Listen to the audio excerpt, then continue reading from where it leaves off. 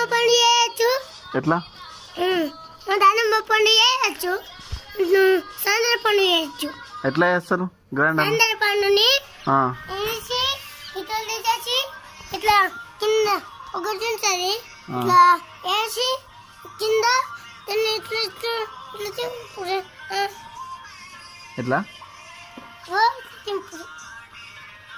మరి దానిమ్మ దానిమ్మనా అప్పుడు చెప్పిన నీకు. ఇంకోసారి ఒక డబ్బు ఉంటుంది, డబ్బా మీద ఒకటి ఉంటుంది. ఏమి పెట్టేందుకు ఉంటది.